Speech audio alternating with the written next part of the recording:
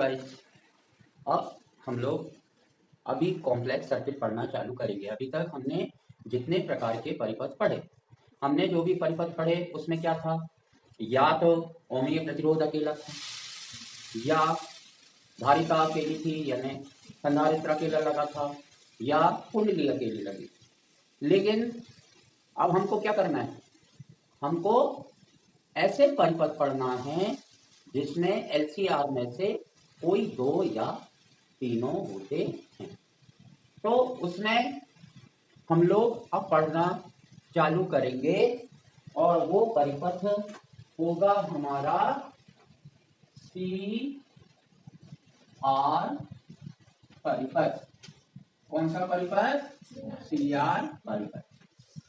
C R परिपथ होगा यानी इसमें क्या लगा होगा, एक संधारित्र और ओमनीय प्रतिरोध, राइट है।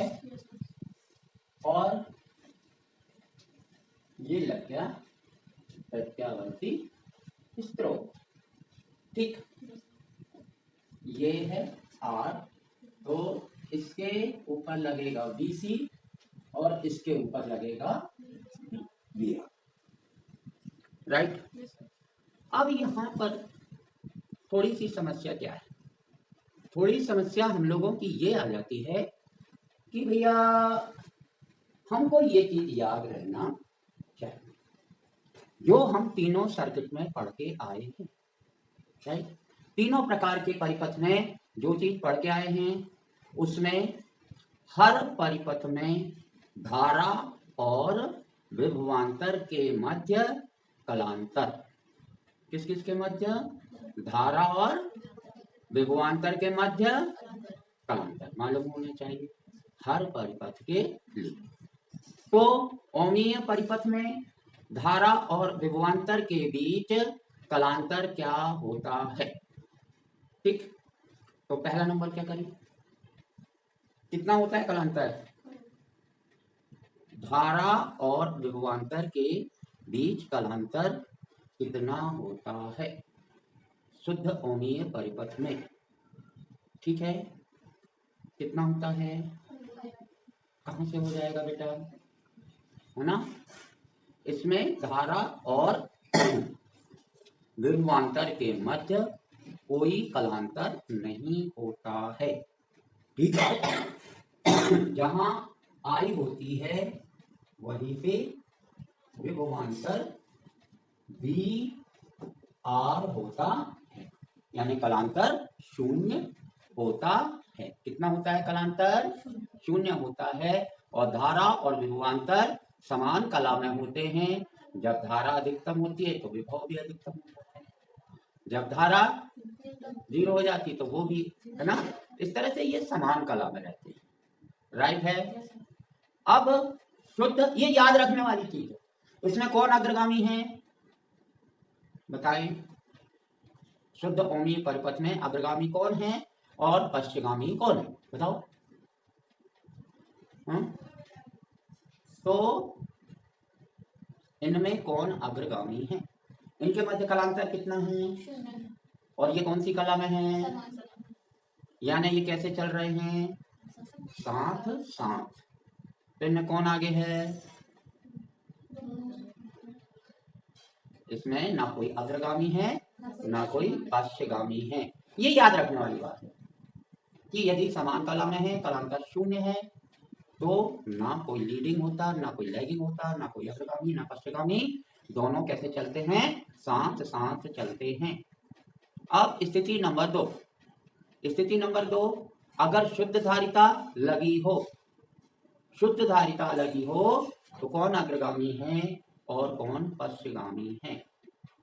शुद्ध धारिता वाले परिपथ में कौन अग्रगामी है? हमने आपको एक कोड दिया था, वो कोड क्या था, आइस। क्या कोड था वो, आइस। तो ICE यानी सी मतलब संधारित्र वाला, जो आगे लिखा है वो अग्रगामी, जो बाद में लिखा है वो पश्चगामी। तो आगे क्या लिखा है, आई, तो आई हो जाएगी अग्रगामी, और ई यानी EMF यानी विद्युत वाहक बल यानी विभवांतर वो कैसा हो जाएगा, पश्चगामी। कितने से पश्चगामी होता है, पाई बाई। ये सारी बातें याद रखने की। ये BC है, ये I से पाई बाई 2 से पश्चगामी है, राइट है। तो ये चीजें याद रहने की है। ऐसे ही शुद्ध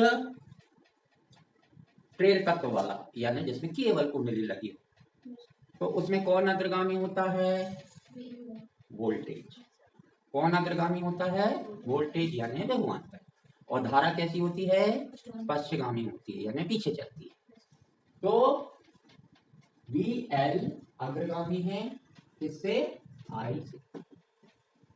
तो ये हमको मालूम रहना चाहिए, कौन अग्रगामी कौन पश्चगामी, कौन अग्रगामी किस परिपथ में, कौन अग्रगामी है कौन पश्चगामी है, राइट है।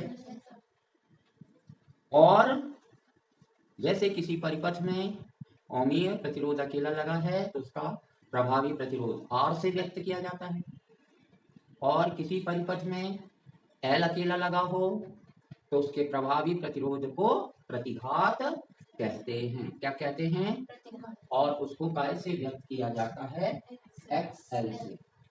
और संधारित्र लगा हो तो प्रतिघात है वो XC से। XL का मान कितना होता है, ओमेगा L, और XC का मान कितना होता है, 1/ओमेगा C। ओके, अगर इन बातों का ध्यान रखेंगे तो विश्वास मानिए कि ये परिपथ आप लोगों को किसी भी प्रकार की कोई दुविधा या तकलीफ नहीं देंगे, आराम से बन जाएगा। तो ये सारी बातें याद रखना है। ये अकेला चित्र आपको आगे आने वाले परिपथों के लिए क्या बताता है, ढिंग ढिंग टड़ा, क्या बताता है, जो जो जरूरी आइटम लग रहा है, राइट। अब यहां पे हमें क्या करना है, ध्यान दो, यहां पे हमें फेजर आरेख बनाना है, बनाना ही पड़ेगा, राइट है। यहां पे तो हमें मजबूरी है कि हम आई रखेंगे, ठीक। और आर लगा है, क्या लगा,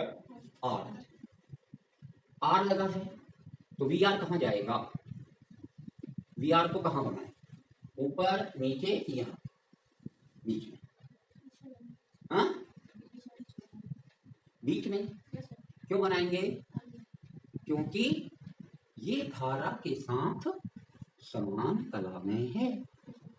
तो वी आर के ऊपर, आर के ऊपर लगा है वी आर, और वी आर हमेशा कहां रहेगा, धारा के साथ, ये याद रखो। ये हो गया वी आर। और VC, VC कहां जाएगा, VC कहां जाएगा, क्योंकि ये पश्चिमी धारा से, तो VC आ जाएगा कहां, नीचे, ये आ गया VC। पर हमको चाहिए कलांतर, क्या चाहिए, धारा का। तो एक के साथ तो कलांतर 0 है और एक के साथ π/2 है, तो आप कैसा करें, तो अब दो चीज है, और ये फेजर क्या होते हैं, सदिश होते हैं। तो इसमें हम समांतर चतुर्भुज का सदिश योग का नियम लगाएंगे, राइट। तो हम इसमें समांतर चतुर्भुज बनाएंगे, जो इत्तेफाक से क्या बनेगा, आयत, और इसकी ले लेंगे हम एक विकर्ण ले लेंगे। ये वी आर है, ये BC है, और वी आर और BC का परिणामी वी आर और BC का परिणामी कौन है, V। तो V बराबर निकालना। तो समांतर चतुर्भुज के खेल में क्या होता है, जो परिणामी होता है R is equal to A square plus B square plus 2ab cos theta. Hello, right है। तो ये है तात्क्षणिक वोल्टेज के साथ तात्क्षणिक धारा का कालांतर y। बोलो समझ में आया? क्योंकि दो दो वोल्टेज हैं तो इनका परिणामी निकलना चाहिए। तो परिणामी वोल्टेज ठीक है, प्रति बाधा प्रतिबाधा के लिए प्रतिबाधा कब निकाली जाती है? जब एलसीआर में से कोई दो हो या तीन हो। ठीक है, प्रतिबाधा के लिए व्यंजक तो V is equal to under. A का काम कौन कर रहा है? B R. तो बी आर का उसे मिलाते जाओ। बी का काम कौन कर रहा है? B C. तो बी सी का plus 2 B R B C cos. अब थीटा जो किस किस के बीच का कोण होता है? ए और तो बी आर और बी सी के बीच का कोण कितना कितना 90 है, 5/2 है। तो ये हो जाएगा cos 90 और cos 90 कितना होता है? 0 होता है। cos 90 कितना होता है? 0 होता है। इसलिए ये पूरा हिस्सा कैसा हो जाएगा? 0 हो जाएगा। हेलो, तो आपके पास बचेगा करनी में B R square plus B C का। ठीक है, यहाँ लिख लो चाहो तो cos π/2 इज इक्वल टू 0। ठीक है, अब ओम के नियम से वी आर बराबर V is equal to I R, right. तो ये हो जाएगा आई का स्क्वायर आर का स्क्वायर। BC बराबर आई आर ही होगा। और आर का काम कौन कर रहा है? आर का काम कौन कर आर का काम क्या है? प्रतिरोध का काम क्या होता है? परिपथ में धारा को रोकना। तो धारिता वाले परिपथ में धारा को रोकने वाली चीज कौन है? हाँ, धारा को रोकने वाली चीज है प्रतिघात। क्या है? प्रतिघात है। ये प्रभावी प्रतिरोध है, प्रतिघात है। तो और संधारित्र वाले परिपथ की प्रतिघात कितनी होती है? XC। कितनी होती है? XC होती है। तो जैसे V is equal to I R, तो BC is equal to I into XC। समझ लो चीजों को। तो ये क्या हो जाएगा? आई का स्क्वायर और XC का। अब आई स्क्वायर यहाँ कॉमन हो गया, ये हो गया आर स्क्वायर और XC यानी XC का मान कितना होता है? XC का मान बताया मैंने। अब तुम लोगों को कल से कनपट्टी पे पढ़ना चालू हो जाएगा। XC का मान कितना होता है? तो यहाँ पर हो जाएगा आर स्क्वायर प्लस 1/ओमेगा स्क्वायर सी स्क्वायर।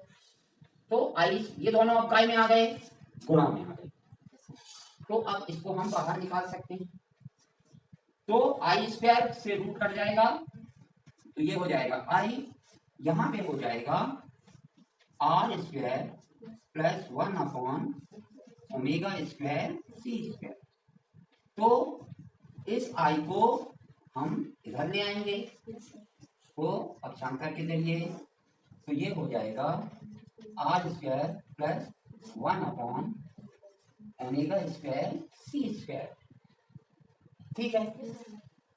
और V is equal to I Ohm के नियम से, तो R is equal to V upon I, वो ओमीय परिपथ के लिए हुआ। लेकिन है तो प्रतिरोध, प्रतिरोध यानी धारा को रोकने वाला, क्या करने वाला, को रोकने वाला। तो ये V अपॉन आई भी इस परिपथ का कौन है, धारा को रोकने वाला। और जब दो लगे हों तो धारा में रोकने वाले का नाम होता है प्रतिबाधा। क्या नाम होता है उसका, प्रतिबाधा। और प्रतिबाधा को काहे से प्रदर्शित करते हैं, जेड से। प्रतिबाधा को किस चीज से प्रदर्शित करते हैं, जेड से प्रदर्शित करते हैं। आई बात समझ में, प्रतिबाधा को किस चीज से प्रदर्शित किया जाता है, जेड से प्रदर्शित किया जाता है। तो ये V अपॉन आई क्या हो गया, जेड हो गया। जेड इज इक्वल टू करनी में R plus 1 upon omega square C square. पर ये तो वही बात हुई कि जेड यानी मान लो कि लड़की, पर लड़की अकेले बोलने से क्या होगा, लड़की का क्या होना चाहिए, पहचान होना चाहिए, आइडेंटिफिकेशन होना चाहिए। तो ये जेड कौन सी जेड है, कौन कौन है ना, कौन कौन है, सी तथा आर। इसलिए पहचान के लिए इसमें रख देंगे सी आर। तो जेड सी आर अपना निकल, इसको बोलते हैं प्रतिबाधा, ठीक है। क्या होता है परीक्षा में, परिपथ का नाम दे दिए और बोल दिया अपन से कि प्रतिबाधा ज्ञात करो, कलांतर ज्ञात करो, धारा ज्ञात करो, अंडरस्टैंड। तो ये हमसे बोल दिया जाता है। तो अब उस परिस्थिति में प्रतिबाधा कैसे ज्ञात की गई, ये आपको समझ में आया, ठीक है। अब प्रतिबाधा निकल, इसका मात्रक क्या होगा, ओम। वेरी गुड, ये सारी चीजें बता चुका हूं, समझी पटेल एंड राय, है ना, कि ये सब प्रतिरोध हैं, मार्ग में बाधा उत्पन्न करते हैं, चाहे वो R हो, चाहे वो X हो और चाहे वो Z हो। इन सब का काम है धारा के मार्ग में बाधा डालना, इसलिए इनको प्रतिरोध कहते हैं, प्रभावी प्रतिरोध कहते हैं, ठीक है। और ये प्रतिबाधा कहला रही है, और प्रतिरोध है, और प्रतिरोध का मात्रक क्या होता है, ओम होता है, इसलिए इसका मात्रक भी ओम हो जाएगा। अब हम निकाल लेते हैं कलांतर, क्या निकालेंगे, कलांतर, फंसे हुए हैं हम। अब कलांतर कैसे निकालें, कलांतर निकालना है मतलब पाई, क्यों, क्योंकि कलांतर किसके बीच निकाला जाएगा, तात्क्षणिक धारा और तात्क्षणिक वोल्टेज के बीच में, तात्क्षणिक धारा और तात्क्षणिक वोल्टेज के बीच में निकाला जाएगा, अंडरस्टैंड। तो अब कैसा करें, यानी V और I के बीच। तो यहाँ पे हम लोग, ये एक समकोण त्रिभुज है, इसमें हम लोग ले लेते हैं tan, क्या ले लेंगे, tan फाई ले लेंगे, ओके। अब tan फाई ले लेंगे, तो tan बराबर क्या होता है, भुजाओं के पदों में बताओ, tan बराबर, देखो साइन बराबर लंब बटे कर्ण, कॉस बराबर आधार बटे कर्ण, तो tan बराबर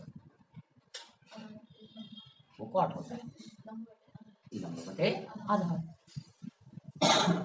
तो लंब हो गया ये पाई के सामने की भुजा यानी BC, और आधार कौन हो गया, VR हो गया, हेलो, तो ये क्या हो जाएगा, I BC है, तो I के साथ R आएगा, पर C के लिए R का काम कौन करता है, XC, C के लिए R का काम कौन करता है, XC करता है, तो ये हो जाएगा I इंटू, और ये I इंटू, तो I से I, ठीक है। तो tan phi is equal to कितना हो गया, यहां बचा XC अपॉन R।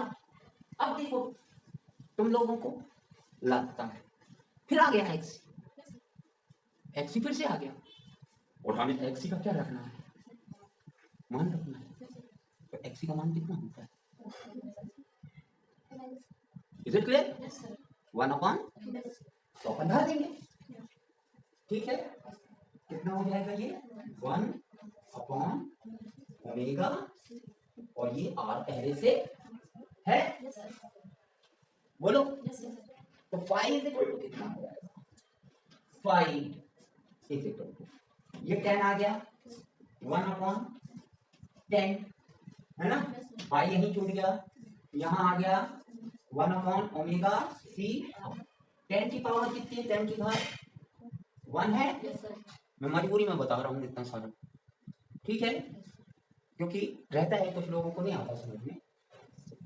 अब phi is equal to, originally ये 10 को अगर ऊपर ले जाएंगे और 10 की पावर कितनी है यहाँ +1, तो ऊपर जाके क्या हो जाएगी 10 की पावर -1 ओमेगा C। पर ऐसा नहीं बोलते, इसको बोलते हैं tan इनवर्स। 10 की पावर -1 को क्या बोलते हैं, tan इनवर्स कहते हैं, ठीक है। ऐसे ही निकालना पड़ता है, याद रखने वाली चीज है। तो फाई इज इक्वल टू कितना आ गया, tan inverse 1 upon omega C। Okay, यदि ओमेगा C और R के मान इस तरह से रखे जाएं, ठीक है, कि omega C R is equal to omega C R is equal to √3 हो जाए, कितना हो जाए, तो ये कितना हो जाएगा 1 अपॉन हो जाएगा, और 1 अपॉन √3 10 का कौन सा मान है, याद करो, 1030। हेलो, कौन सा मान है, 1030 है, हेलो, आ रहा है समझ में, 1030 है। तो अगर 1 अपॉन ओमेगा सी आर का मान इतना होता है, और इसकी जगह हम लोग रख देते हैं 1030, तो 10 से 10 बचेगा कितना 30, तो फाई कितना निकल गया। तो मतलब ये है कि ये अक्षर नहीं है, इनके अपने मान हैं, इन मानों को हम क्या करते हैं, रखते हैं, आ रही है बात समझ में, उससे कुछ अंक निकल के आते हैं, और वो अंक का 10 की टेबल में, किसकी टेबल में, 10 की टेबल में हम उसका मान देखते हैं। 10 की टेबल में जब हम उसका मान देखते हैं तो वो वाला मान वहां पे रख देते हैं। तो इस तरह से हमको कोण मिल जाता है, क्या मिल जाता है, कौन सा कोण, कला कोण या कलांतर, ठीक है, समझ में आया। ये मतलब वो चीज नहीं है यहाँ बेटा, जैसे कि लोग समझते हैं कि इनको हमको ऐसे रट लेना है, फिक्सेशन टाइप का है, अक्षरों वाली बात है, नॉट सच अ वे, इस तरह का कोई वो नहीं है, ठीक है। तो ये निकल गया फाई, इसका मात्रक अपन लिख देंगे रेडियन, राइट। अब रह गई क्या, धारा, धारा धारा शुद्ध धारा, धारा धारा शुद्ध धारा, खली का तेल, ठीक है। तो अब धारा के लिए तो क्या होता है बेटा, Z is equal to V0 upon I0, hello, Z is equal to क्या, V0 अपॉन, तो I0 is equal to V0 बटे ZC, और D बताइए कि V0 अपॉन ZCR अपना कितना निकला हुआ है, R² plus 1 upon omega square C, बोलो। यानी यहाँ पर हम B का शिखर मान रख देंगे, Z का मान रख देंगे, तो परिपथ में धारा का शिखर मान हमको प्राप्त हो जाएगा, यानी I not is equal to V not upon R square plus 1 upon omega square, और ये एम्पियर। बताएं समझ में आ रहा कि नहीं आया? आया? नहीं आया? आ गया? चलो ठीक है। सो गाइस, अब हम लोग करने वाले हैं LR सर्किट। कल हम लोगों ने किया था क्या? CR सर्किट किया था। आज हम लोग करेंगे LR सर्किट, और LR परिपथ में हम लोगों को क्या क्या ज्ञात करना है? हम लोगों को प्रतिबाधा ज्ञात करनी है, प्रतिबाधा के साथ कलांतर ज्ञात करना है, और क्या ज्ञात करना है हमको? और ज्ञात करना है धारा, धारा का अधिकतम मान। अंडरस्टैंड? जो आराम से होता है I not is equal to V not upon Z। Understand? पर Z निकालना हमारे लिए एसेंशियल, Z निकालना पड़ेगा, राइट है? तो Z हम लोग निकालेंगे। अब इस तरह से यहां पर हम लोग कर रहे हैं कौन सा परिपथ? LR परिपथ। LR परिपथ करने के लिए जो भी हम लोग करते हैं तो उसमें सीधा सा नियम है। सीधा सा नियम क्या है यार? सीधा सा नियम ये है कि हम उसमें जो परिपथ है उस परिपथ के अनुसार जो उसमें तत्व हैं उन तत्वों का उपयोग करते हैं। यानी L के लिए कुंडली और R के लिए रेसिस्टेंस। यहाँ पे हो जाएगा VR, VL, और इसका हो जाएगा VR। तो आप लोगों को पता है यार, हमने ये आपको पहले से समझाया हुआ है, बताया हुआ है क्या कि इसको याद रखना। इसको कैसे याद रखना कि VR कहाँ रहता है, VL कहाँ रहता है, VC कहाँ रहता है, VL कितना होता है, VC कितना होता है, और VR कितना होता है, कब कौन अग्रगामी होता है, कब कौन पश्चगामी होता है, ये सारी बातें हम आपको बता चुके हैं, और ये बातें ही लगेंगी। हम लोग जो जो चीज करते जा रहे हैं ये सारी चीजें लगेंगी, ठीक है? तो अब यहाँ पर प्रतिबाधा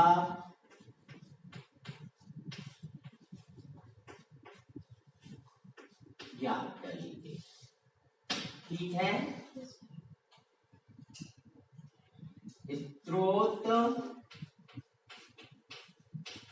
के साथ प्रेरक कुंडली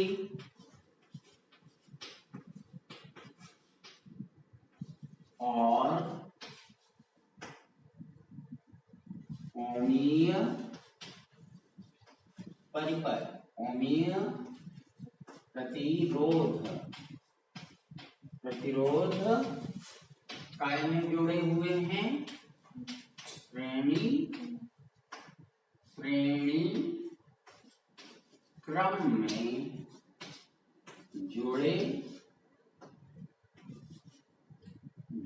हुए हैं। अंडरस्टैंड? जुड़े हुए हैं, राइट। तो फेजर बनाना पड़ेगा यार। तो फेजर आरेख बनाने के लिए क्या करना पड़ता है? ये करना होता है। और अपन लोग एक चीज तो फिक्स कर चुके कि आई तो रहेगी इधर पे, राइट है। और जब आई इधर पर है और क्या लगा है, आर लगा है, तो वी आर इधर पे हो जाएगा, क्योंकि कोई कलांतर नहीं होता, समान कला में होते। तो ये हो गया क्या, वी आर। और एल लगा है तो वी एल आएगा, और वी एल आई से π/2 π/2 कला से आगे होता, अग्रगामी होता है। इसलिए अग्रगामी एंटी क्लॉकवाइज में लेते हैं, ये बी एल हो जाएगा, ये 90 अंश हो जाएगा। अब हम क्या करेंगे, अब हम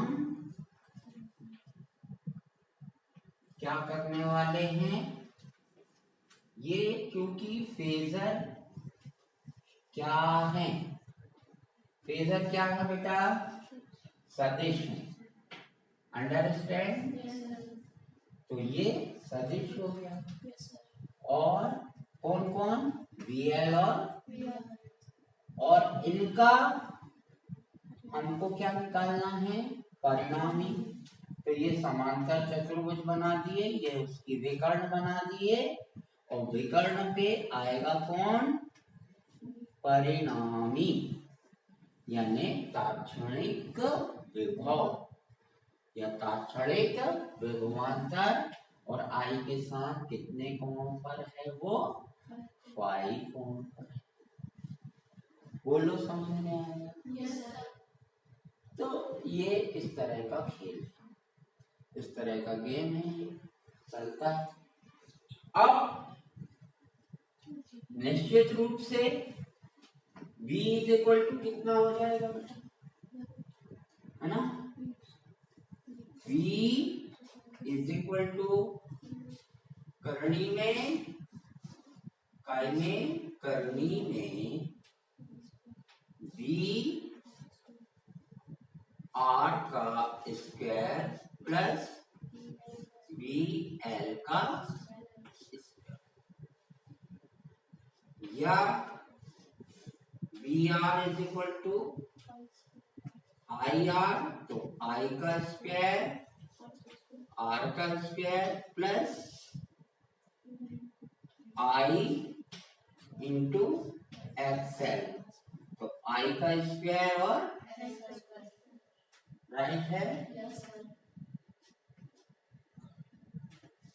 और अब क्या होने वाला है, आई स्क्वायर कॉमन हो गया, R square plus omega square L square. देखो चीजें याद रहती तो ये फायदा होता है, चीजें याद नहीं है तो फिर कोई मास्टर ने बोल दिया तो ठीक है, नहीं बोला तो फिर हो गया। अब इस तरह से ये हो गया, ये आई स्क्वायर, अब ये गुणा में आ गया इसके साथ, तो ये आई निकल आएगा बाहर, और यहाँ पे बचेगा सिर्फ R square plus omega square L square. तो इस तरह से v/,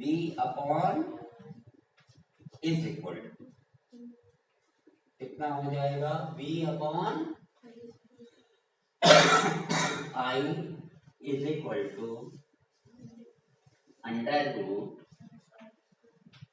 √r² plus omega square L square, right है।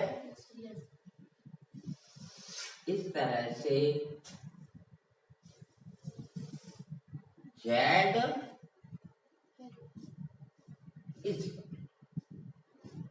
बराबर कितना होने वाला है,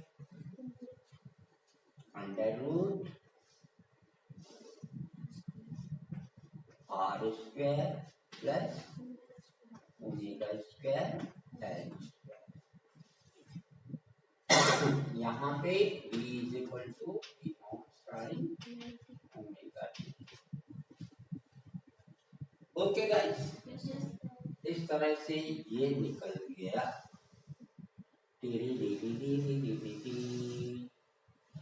अब हमको क्या निकालना है? अब हमको निकालना है अब हमको फाइंड करना है कलांतर। क्या फाइंड करना है? कलांतर चाहिए। कलांतर के लिए हम क्या ले लेंगे? tan, हेलो, यस सर, तो tan phi is V L upon V R. Excuse me, yes sir, आ रहा है इसमें? और V L is equal to I into XL upon I into R. I से आई या tan phi is equal to XL यानी omega L upon are.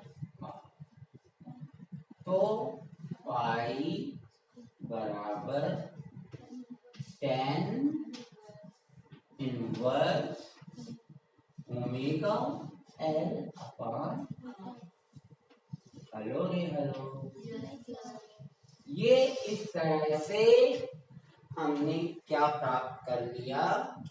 V और I में कलांतर प्राप्त, राइट है। अब इसके बाद अलग स्थिति है। अब धारा के लिए, राइट, यस सर, धारा के लिए क्या हो जाएगा? कुछ नहीं, V जेड कौन सा है? Z Z Z Z L R. तो V I इक्वल टू क्या होता है?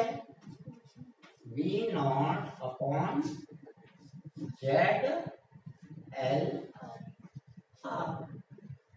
तो ये निकल गया I नॉट, या I not is equal to V not और जेड एल आर अपने पास में है। करनी में R square plus omega square. टिंग टिंग टिंग टिंग टिंग टिंग टिंग टिंग टिंग टिंग टिंग। बोलो, इस तरह से हमने इस परिपथ को हल कर लिया है। अंडरस्टैंड? तो गाइस, आपने यहाँ पे देखा कि हम लोगों ने CR परिपथ और LR परिपथ को अधिक से अधिक सरल और प्रेरक तरीके से समझाने की कोशिश की है। यदि आप लोगों को अच्छा लगता है तो लाइक करें, सब्सक्राइब करें और कमेंट दें। अच्छा लगेगा और कुछ पूछना चाहें तो पूछें भी। बाय।